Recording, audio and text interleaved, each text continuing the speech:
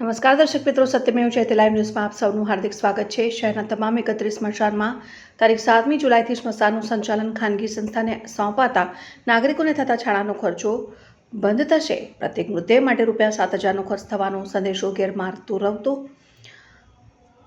આગામી તારીખ 7 જુલાઈથી શહેરના તમામ સ્મશાનનું સંચાલન ખાનગી સંસ્થાને સુપરત કરવામાં આવનાર છે, જે અંગે હવે અનેક આશંકાઓ અને સવાલો નાગરિકોના મનમાં ઉઠી રહ્યા છે, જે અંગે પાલિકાના આરોગ્ય અમલદાર અને સ્મશાનની કામગીરીની જવાબદારી નિભાવતા ડોક્ટર દેવેશ પટેલે જણાવ્યું હતું કે પાલિકાના તમામ સ્મશાનના સંચાલનનો નિર્ણય સ્થાયી સમિતિ દ્વારા કરવામાં આવ્યો છે।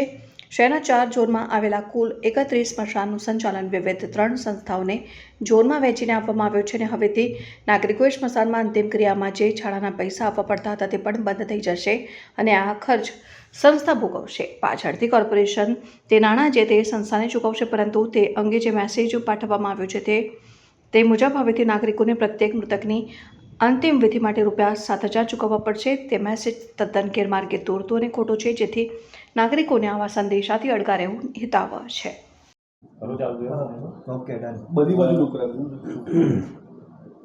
હા સર, સ્મશાન ગૃહના ખાનગીકરણને લઈને અત્યારે જે વિવાદ વકર્યો છે, શું છે વાસ્તવિકતા અને શું છે આયોજન સમગ્ર? હાલ વડોદરામાં 31 સ્મશાન આવેલા છે, જે ભૂતકાળમાં આપ જોઈએ તો 15-16ની આસપાસ સ્મશાન હતા, પણ જેમ જેમ ગામો સમાવતા ગયા એમ આપણા અત્યારે 31 સ્મશાનો છે। 31 સ્મશાનમાં આપણી પાસે જે માણસોની સંખ્યા છે કે જે મેન પાવર છે એ આપણી પાસે નહીવત જેવો છે, એટલે 4 સ્મશાન એવા છે કે જેની અંદર કોઈ સંસ્થા વર્ષોથી કામગીરી કરી રહી છે, જેમાં ખાસવાડી વડીવાડીમાં જલારામ, છાણીનો એક ટ્રસ્ટ છે એ કરે છે, અને માંજલપુરમાં એક માંજલપુરનું ટ્રસ્ટ કામગીરી કરે છે। હવે આ 4 સિવાય બીજી કોઈ જગ્યાએ આપણી પાસે યોગ્ય મેન પાવર નથી કે વ્યવસ્થા નથી, અને અત્યારે આપણે લાકડાની સેવાઓ ફ્રી આપીએ છીએ, એટલે આ સ્ટેન્ડિંગના સભ્યો દ્વારા જે તે વખતે માંગ થઈ હતી ત્યાંથી એક ઠરાવ પણ થયો હતો, અને એના આધારે અમે ટેન્ડર કર્યું। 3 વખત અમે ટેન્ડરમાં પ્રયત્ન કર્યા, અને ત્રીજા પ્રયત્ને અમારી પાસે 3 સંસ્થા મળી કે જેની અંદર ઝોન વાઇઝ અમે એનું સંચાલન અને ઓવરઓલ મેન્ટેનન્સથી માંડીને બધી વસ્તુ મેનપાવર સપ્લાયની અમે વ્યવસ્થા કરી છે। આજે વિવાદ અત્યારે વકરી રહ્યો છે કે ભાઈ ₹7,000 લેવામાં આવશે, એ વાત તદ્દન ખોટી છે। એમાં કોઈ રૂપિયા લેવાના આવવાના નથી।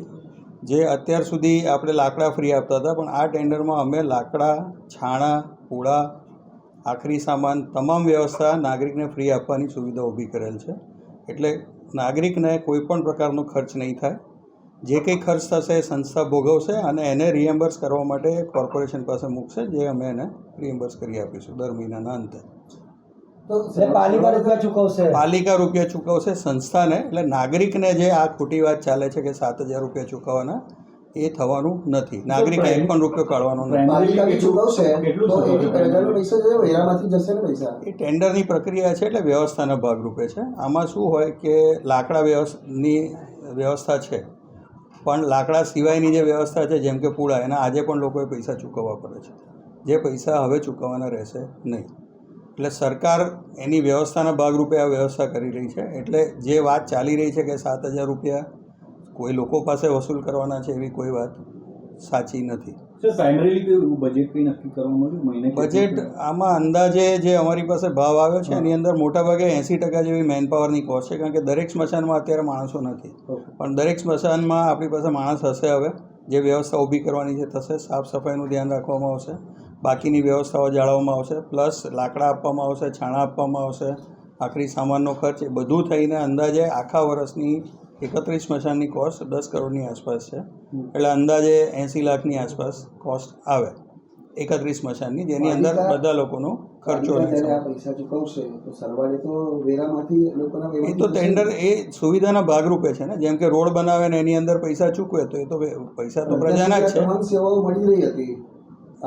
આખરી સામાનની સેવા નથી મળી રહી, છાણા મફત નથી મળી રહ્યા, લાકડામાં પણ ઘણી જગ્યાએ ફરિયાદો આવે છે, દરેક સ્મશાનમાં માણસો ઉપલબ્ધ નથી, જ્યારે કોઈ જાય છે ત્યારે વ્યવસ્થાના ભાગરૂપે તકલીફ પડે છે, અને આ જે કંઈ સંસ્થાઓ અત્યારે કામ કરી રહી છે એમાં પણ કોર્પોરેશન જ લાકડા પૂરા પાડે છે, ને એ લોકો જસ લઈ રહ્યા છે, જેની કોઈ એકચ્યુઅલી ખરેખર એ લોકો કોઈ ખર્ચો નથી કરી રહ્યા। લાઇટ બિલ પણ કોર્પોરેશન જ ચૂકવે છે, એનું બેન્ચા પણ કોર્પોરેશન જ મૂકેલા છે, એ કાપવાની કામગીરીનું લાઇટ બિલ કોર્પોરેશન ચૂકવે છે।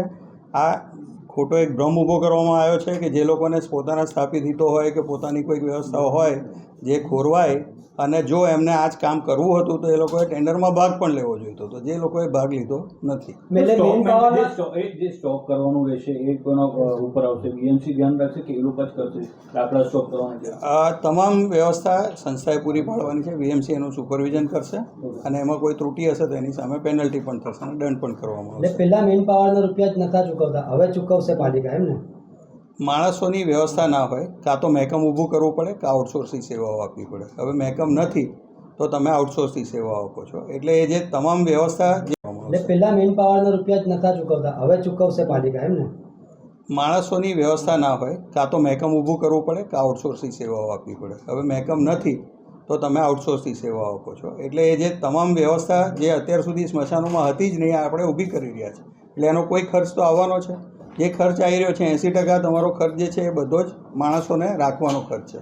હવે ડેડ બોડી આપણને પૂછીને નથી આવવાની એટલે તમારે માણસો તો રાખવા જ પડે. ત્યાં એવી વ્યવસ્થા ના થઈ શકે કે ભાઈ માણસો હોય કે જ્યારે ડેડ બોડી આવે ત્યારે જ તમે માણસ મૂકો. એટલે માણસને તો સતત ત્યાં રાખવો જ પડે અને આ એની કોસ્ટ છે.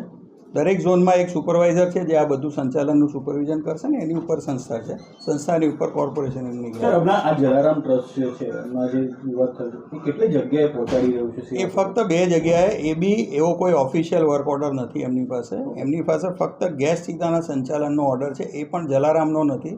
બરોડા સેનેટરી વર્ક્સ નામની સંસ્થા છે જે એમના અંડરમાં કામ કરે છે એને એક આપેલો છે અને એ ફક્ત માણસો કે જે ગેસ ચિતા ચલાવે એના પૂરતી જ વ્યવસ્થા છે. કેટલા વર્ષ પહેલા? આ 3 વર્ષથી હમણાં સભાએ જે છેલ્લું મંજૂર કર્યું ત્યારે, અને એ અગાઉનું કંઈક 5-7 વર્ષથી ચાલે છે. એમાં પહેલાં જલારામ કરતું હતું, પછી બરોડા સેનેટરી વર્ક્સ થયું, એમાં કોઈ ફોર્મલ ટેન્ડર નહોતું થયું. ટેન્ડર થયા પછી આ વસ્તુ એમને જાણ કરેલી જ છે વારંવાર, પણ છતાંય હવે જ્યારે અમલ કરવાનો સમય આવ્યો ત્યારે લોકો વિવાદ કરવાનો પ્રયત્ન કરી રહ્યા છે અને એ પણ જલારામ પોતે નથી કરી રહ્યો. જે ત્યાં લોકલ રહેતા લોકો છે એ લોકો આવી રીતે ગેરમાર્ગે દોરવાનો પ્રયત્ન કરે. જલારામ અત્યાર સુધી જે સેવા ટ્રસ્ટ હતું એ આપણે કીધું કે લાકડા પણ મફત નહોતું આપતું, કોર્પોરેશન આપતું હતું, લાઇટ બિલ કોર્પોરેશન ભરે છે, તો જલારામ સેવા ટ્રસ્ટ શું સેવા આપતું? જલારામ સેવા ટ્રસ્ટ જ્યાં લાકડા ખૂટે એ થોડા ઘણા સેવા ડોનેશનથી લઈને લાકડાની વ્યવસ્થા કરે છે. મોટાભાગે લાકડા જે આપણા ગાર્ડન શાખામાંથી કપાય એ લાકડા આપણા સેન્ટ્રલ સ્ટોરમાં જાય અને સેન્ટ્રલ સ્ટોરમાંથી દરેક સ્મશાનમાં વિતરણ થાય. અત્યારે જે તમને દરેક સ્મશાનમાં લાકડા દેખાય છે વિશ્વામિત્રીના લાકડા છે જે આપણે ઓલરેડી અગમચેતી રૂપે એને મૂકેલા છે.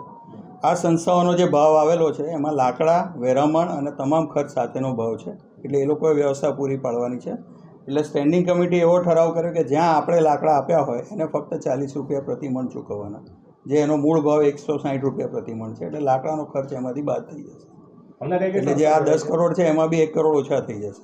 આમાં 3 સંસ્થાઓ છે, મને એક્ઝેક્ટ નામ યાદ નથી, પણ 4 ઝોનમાં 3 અલગ અલગ સંસ્થાઓ છે. એક સંસ્થાને 2 ઝોન છે, નાના ઝોન છે, અને 2 સંસ્થાને બીજા એક ઝોન છે. જલારામ ટ્રસ્ટને રવાના કરી દેવાનું જલારામ ટ્રસ્ટને કોઈ ઓફિશિયલ વર્ક ઓર્ડર અત્યાર સુધીમાં આપવામાં આવેલો જ નથી. તો આપને જો કદાચ કોઈ આપી શકતા હોય. કોરોના કાળમાં એ લોકોને કામને બિગડાવવામાં આવ્યા હતા, મુખ્યમંત્રી એમને સર્ટિફિકેટ આપ્યા હતા, તો અત્યારે બી એમને કોઈ કાઢી મૂકવાની વાત નથી.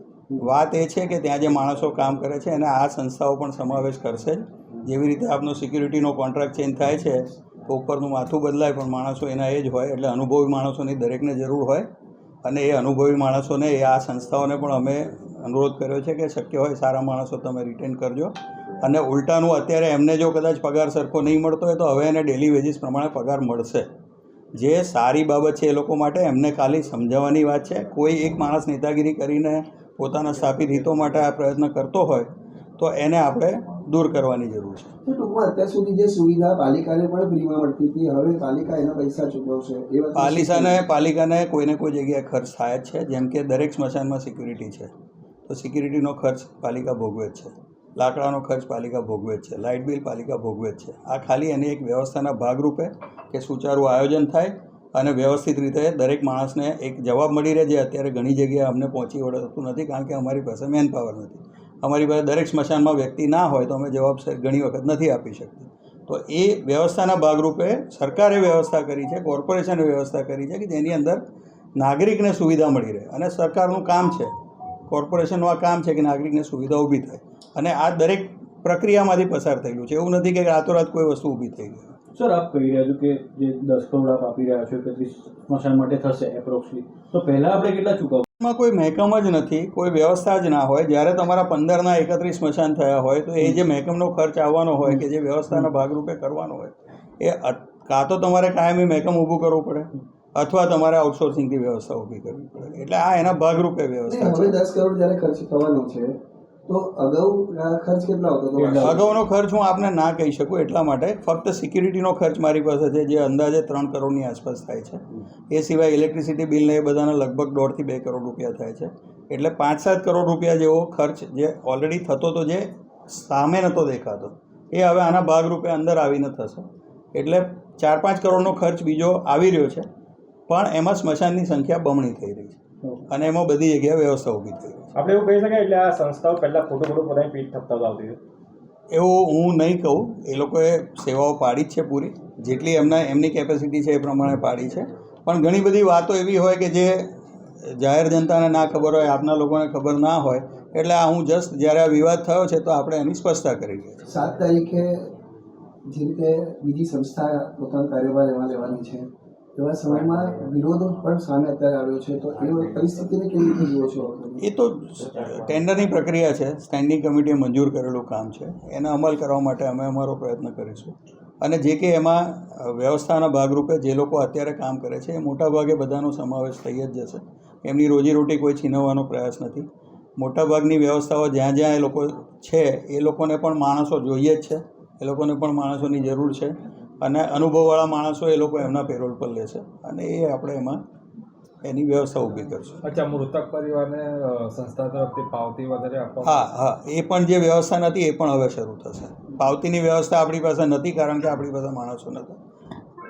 પાવતીનો પણ સમાવેશ આમાં કરેલ છે. એ મરણ દાખલામાં એ ઉપયોગી થઈ? હા, એ ઉપયોગી થશે. એટલે અત્યાર સુધી એ વ્યવસ્થા આપણે મિસિંગ હતી, એ પણ આપણી પૂરી થશે. એટલે જે કંઈ ત્રુટીઓ અમને દેખાતી હતી અત્યાર સુધીની એ બધી જ અમે અંદર સમાવેશ કરવાનો ટ્રાય કર્યો છે અને કોઈપણ જગ્યાએ કોઈપણ નાગરિકને કોઈપણ ખર્ચ ના થાય એના માટેનું આયોજન છે.